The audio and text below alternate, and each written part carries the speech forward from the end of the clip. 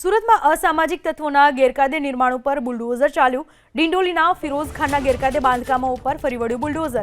4 જેટલા ગંભીર ગુનાનો આરોપી છે ફિરોઝ ખાન। ફિરોઝ ખાને બેસ્તાન આવાસના સી બિલ્ડિંગમાં ઊભી કરી હતી ઓફિસ।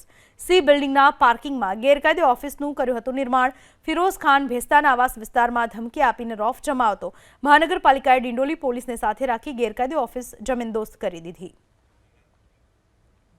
આ વિશે વધુ માહિતી આપવા આપણી સાથે જોડાઈ ચૂક્યા છે અમારા સંવાદદાતા સુરતથી। કઈ રીતની કાર્યવાહી હાથ ધરવામાં આવી છે?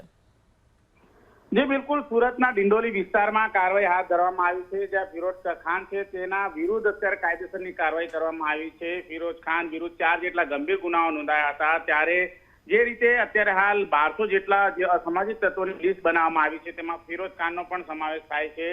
ડિંડોલી વિસ્તારમાં આવેલ બેસ્તાન વિસ્તારમાં બુલડોઝર ફેરવામાં આવી તો હથોડા વડે જે ગેરકાયદેસર બનાવેલી ઓફિસ હતી એ તોડી પાડવામાં આવી હતી। ત્યારે બેસ્તાન આવાસથી સી બિલ્ડિંગની અંદર પાર્કિંગમાં ગેરકાયદેસર આ રીતે ઓફિસ છે ઊભી કરવામાં આવી હતી અને ત્યારબાદ પોલીસે આ બાબતની જાણકારી મળતા સુરત મહાનગરપાલિકા અને ડિંડોલી પોલીસને સાથે રાખીને આ રીતે બુલડોઝર છે ફેરવામાં આવ્યું છે। ડિંડોલી પોલીસ દ્વારા ગેરકાયદેસર ઓફિસનું ડિમોલેશન કરવામાં આવ્યું છે। ત્યારે સમયાંતરે વારંવાર આ રીતનું ડિમોલેશન હાથ ધરવામાં આવેલું છે અને આગામી દિવસોમાં પણ આ પ્રમાણેની કાર્યવાહી તેજ કરવામાં આવશે।